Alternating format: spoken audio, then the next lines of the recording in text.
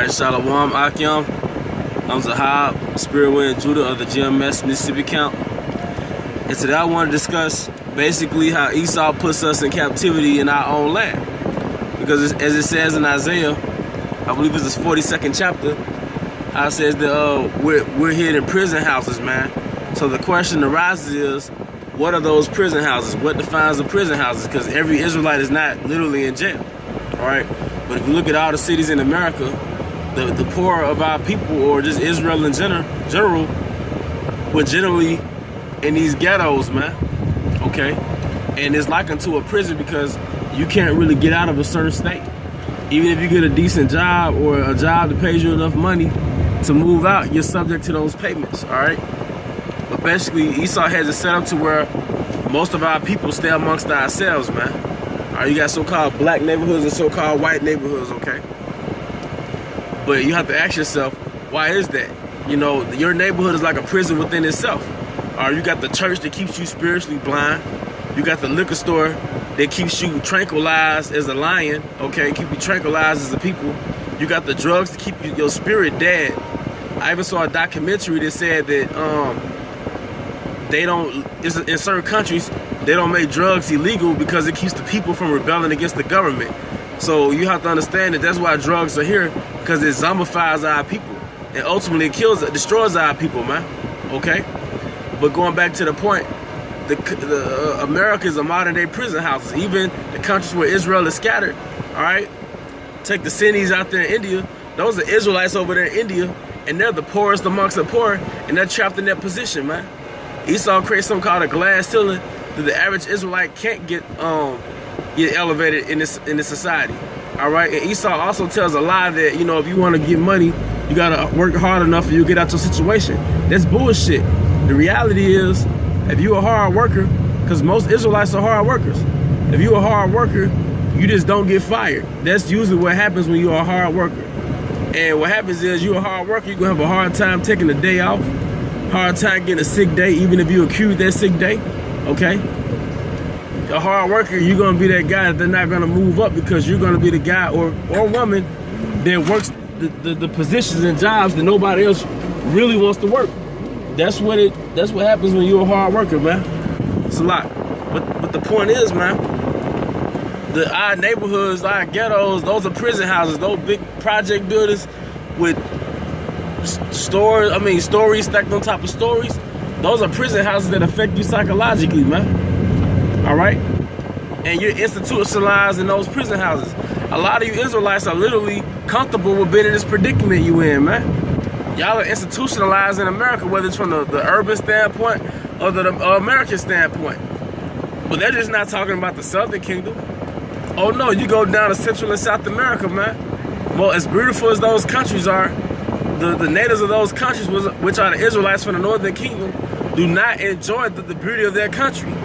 Esau basically took over the country, put puppet leaders in there, all right, and used that land as a tourist attraction. So that land generates millions on top of millions of dollars, but the locals at that land does not get a check.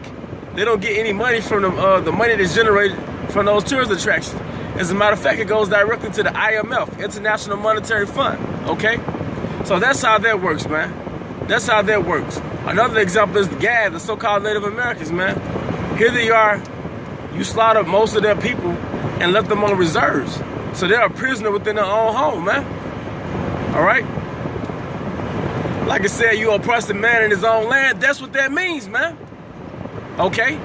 So like I said, it started from Judah in America, being trapped in the ghettos, or you trapped in this lower state of living, you struggling to basically stay alive, or you running out in the streets, man. All right? Or the Northern Kingdom, the so-called Hispanics, they're prisoners in their own home because most of them are poor, man. A lot of them are poor, and in the tourist areas generate income that goes right back to Esau. Another example, Haiti, man. Haiti has more oil than Venezuela, man. All right? Haiti is one of the richest countries down there, geographically speaking. But the reason why it's one of the poorest economically, because the locals don't have access to the natural resources that grow in Haiti. So what Esau does, he sets those puppet leaders up. Or if they have a natural leader in their land, that's not following Esau's agenda, all right, they send a military coup down there, overthrow their leader, and set up a puppet leader. And he follows the agenda of the New World Order. He follows the agenda of the elites. And what happens is, once they take over their land, all right, they set up contractors from America and Canada, and they hire locals in Haiti, maybe a dollar or two a day, give or take a few, to dig up that gold, man, to go all into those oil fields, man, and dig up those resources and send it right back to the contractors in America and Canada. That's why they have so many resources, but they're poor as shit. Surely oppression maketh the wise man mad. Okay? That's being hid in prison houses, man. You're a prisoner in your own home. You don't even have access. Imagine you have your own land in America. You got 10 acres and you struck oil. That means you're a billionaire.